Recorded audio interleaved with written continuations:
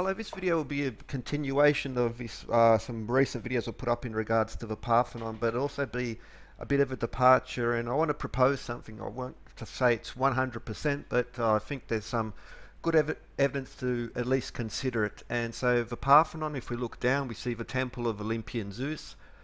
So here we're standing at the Temple of Olympian Zeus, and in the background you can see the Acropolis and the Parthenon above. But before we go there, I'm going to review this. These are just some examples, and let's begin with Washington, the three centers of power: the White House, the Capitol building, and the Supreme Court building, the executive, legislative, and judicial.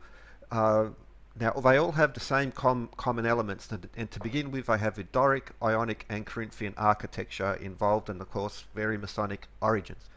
But also Doric and Ionic in terms of measure systems being essential to understanding them, as well as the Cremona scale. So there we see the Cremona. And the Cremona is not just in the width of the White House, it's also in the height, very important element in regards to that. Lots of other buildings around the world, and we'll go into a bit more, okay, but the US Capitol building. Outside we have Corinthian, but on the inside we have Doric and Ionic columns once again, and of course these three columns are essential. Any Mason tracing board, Oddfellows, even go back to Rosicrucians, early Hermeticists, but also Doric, Ionic, and the Cremona scale are essential in understanding it's built into the building, but also for the Supreme Court, so the third of the three centers of power, not just any random building, very important buildings, very strong Masonic connections, Doric and Ionic, as well as Cremona scale measurements, once again, as well as Doric, Ionic, and Corinthian on the inside. So these symbols, I use a Mason tracing board. This is more like sort of a period of free and accepted Masons, but it goes back to the original stonemasons, stonemason guilds, and we'll quite some back to, again, very much integrated into Hermeticism. Here's again a different view: Doric, Ionic in the middle, and Corinthian, which is closest to the screen. Now these are the three Greek columns. There are five really important column groups altogether, but the two that come later were introduced by the Romans, all based on the work of the Roman architect Vitruvius, which is mentioned in part one of this particular little series in regards to the Parthenon. They also have meaning. So the Doric is the man, the column of strength, and the Ionic is the woman, or the column of wisdom. The curls there are meant to represent the simple curls of a woman's beauty, as opposed to this column, which is the Corinthian, which is the most elaborate of the three, and she's meant to represent the virgin, or the unmarried maiden, and her beauty is more elaborate, especially in the older days. You'd really dress up your daughter to make her as attractive. Even younger children would be treated the same very often in older societies, that the children were the ones who wore the jewelry, etc. But also in Masonic legend, tradition, the broken column, which is a standard symbol of funerals, but also of memorials, and it's built around the acanthus plant. So the acanthus is the design from which emerges the Corinthian column, and we'll go into that more. But here, for instance, let's see Odium in Athens, and where we see a Corinthian column, and nicely placed is an acanthus plant there. The acanthus is the oldest of the recorded horticultural plants. The first garden plant that's recorded is the acanthus. But back to the Temple of Olympian Zeus in Athens, and there in the background again you can see the Parthenon, and I want to explore some aspects of it and put forward an idea in regards to, well, I mentioned Doric and Ionic measurements, but also now I want to elaborate and propose the origin of the Cremona. Possibly not the ancient origin, at the very least the modern origin, but we'll have a look at that. And so Temple of Olympian Zeus was begun as a Doric Order temple, but the design was later changed, and it's the first true Corinthian Order temple, the first with Corinthian columns. It's not the first to incorporate a Corinthian column, but it's the first temple which is designed on the Corinthian principles. And earlier videos, one of the key points, and something I keep remembering, is mentioning is that the Parthenon, and it's a unity point, 48 feet, 45 Doric, or 50 Ionic feet, and that again was part one of this particular little series on the Parthenon. and we can see there the Doric, Ionic, and the common foot, which is essentially the English foot. We're talking a sliver difference, and very important because not the harmony of these measures is much more than just getting various architects. I mean, sorry, the masons who built the Parthenon come from different parts of Greece, and each part of Greece had a different foot unit. And for the Dorians had the Doric foot, the Ionians had the Ionian foot, and this forms a perfect unity point. And not only those numbers are also lovely in Pythagorean tuning scales, measures of sun, earth, and moon. But here's an aerial view of Athens, and so just to highlight, so we see the Parthenon. Also going to mention this temple, the Erechtheion. Oh, it's one of those too many vowels sometimes for me. And the Temple of Olympian Zeus. And now we get a bit of an idea. So the Parthenon is the design is a harmony of Doric and Ionic scales, but the columns of the Parthenon themselves are of the Doric order of the columns of strength, the columns of the male column. This goes back to the writings of Vitruvius, who attained this knowledge from the earlier Greeks who had begun this tradition. But now if you compare that to a Freemason tracing board, and again, not just Masons, all the groups in that general area, Doric, Ionic, and Corinthian are essential not just in their ritual, but also still to this day in architecture. But so there, for instance, we see the Parthenon, and one of the columns, it's of the Doric order, and then we move to the Erechtheion. The columns there are of the Ionic order, so we have the male and the female, the column of strength, Doric, and the column of wisdom, the Ionic. And then, as mentioned, we move to the Temple of Olympian Zeus, and there we will find that the columns are of the Corinthian order, which was the last of these three Greek orders of architecture. And okay, so the Doric and the Ionic foot, as I showed just one sample, all the major buildings of Washington, not just some random pick, but the major public buildings, the most important, the most essential buildings that it represents so much in regards to this. But okay, so for instance, the Doric column represents the male, the column of strength, but it also represents sight. These columns, especially in later, possibly earlier, but at the very least later Masonic tradition, they also have references to the senses. So the Doric is in regards to sight, the Ionic, or the female, or the column of wisdom, is in regards to touch, feeling. By that I mean like literally touch. But while we're on that, so the Erechtheion, and it has Ionic order columns, and so just a little bit of a detour, but just to illustrate another point, something interesting. So the Ionic column, as mentioned now, also we have one of the famous parts of that particular temple is the porch of the caryatids, all these female figures, and that's interesting because of their depiction, but even how later architects, especially Renaissance and that era, how they depict the Ionic column. So we have an Ionic column represents a female, but also that particular temple also has these female figures, you'd say womanly figures rather than younger, the maiden. And the maiden or the virgin is connected to Corinthian through, again, Vitruvius has passed this on, and the story in regards to the Corinthian and how a young maiden died of an early age. Still now to this day it's connected to funerals, just like the acanthus plant, and there are many, many other meanings to acanthus. But for instance, the virgin, the maiden, that's called the column of beauty. That's why it's so elaborate. The young maiden would have more hairstyle, more jewelry, that type of thing.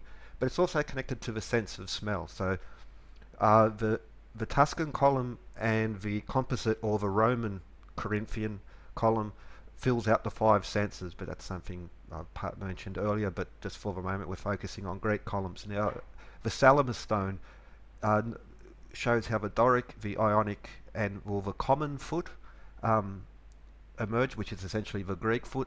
So we have systems of measure, but again, most historians will only give the musical modes such as Dorian, Lydian, Phrygian, Ionian, 2,000 years after. However, they correspond wonderfully to the scales of measure. So we have music, and we have the measure, and the measure we know is from ancient times. If you can measure the temples, the conversion point is there.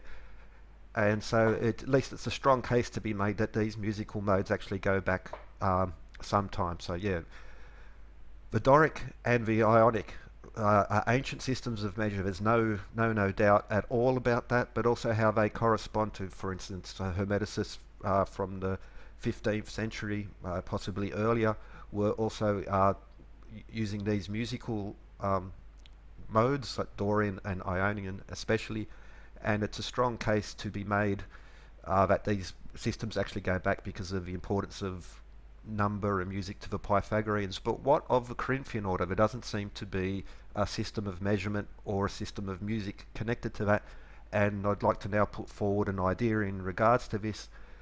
And we have to begin, so let's go back to the Parthenon and the Temple of Olympian Zeus. So between the Parthenon, the Erection, we have the Doric and the Ionic, and with the Temple of Olympian Zeus we have the first true Corinthian order column, order temple. Corinthian columns start to appear a little bit earlier, but this is important because it's the first true Corinthian column.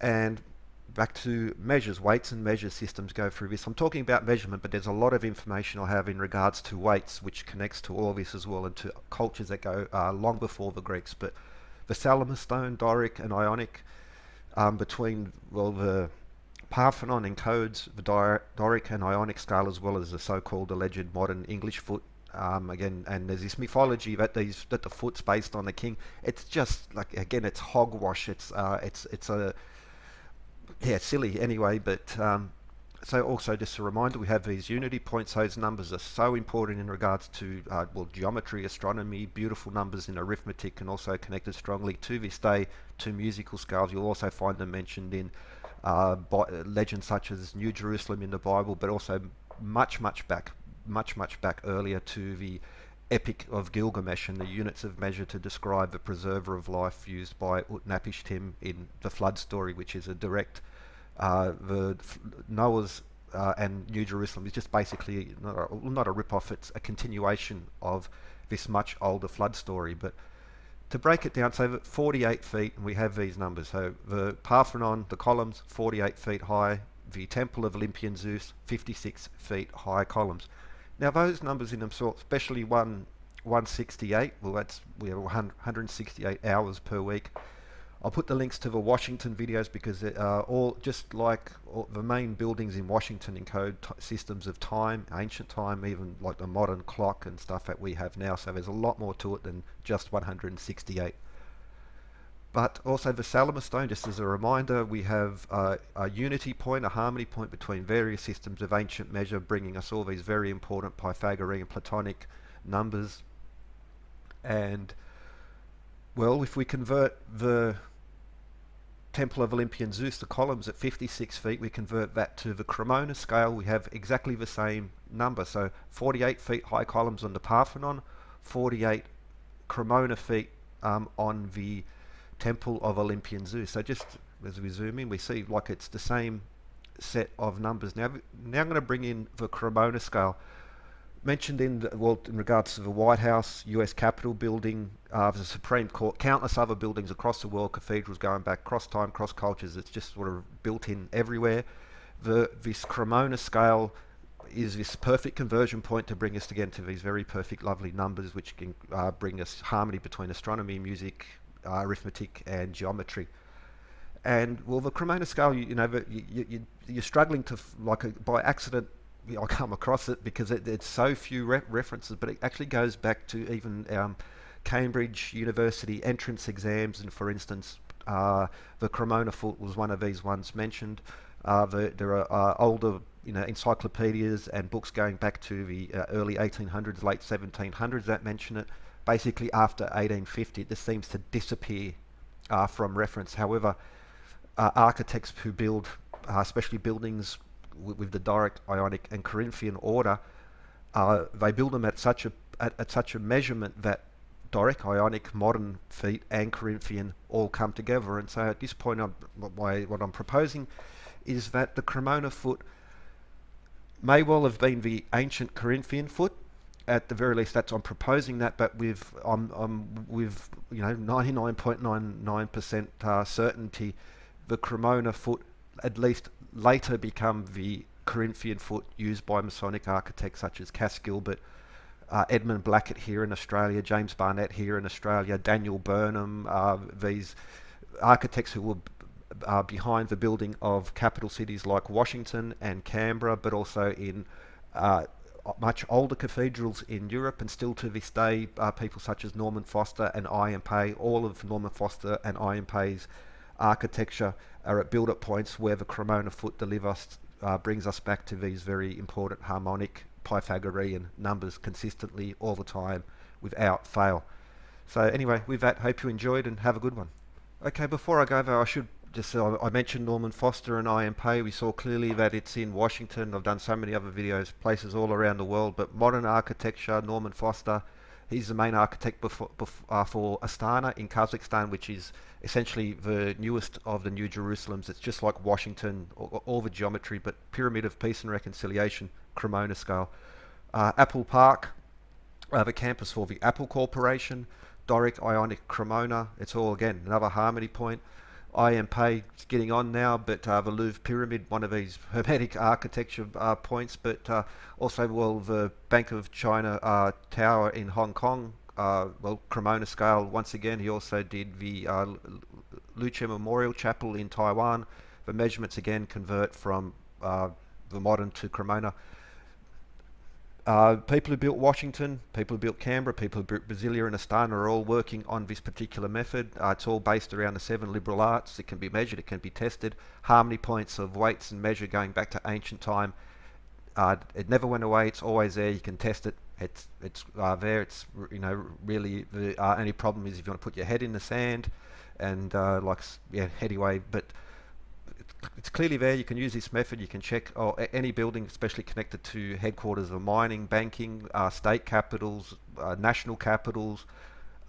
It's just repeated consistently all the time and without fail. But it's okay. So with that, hope you enjoyed. Have a good one. The ancient world stays with us today.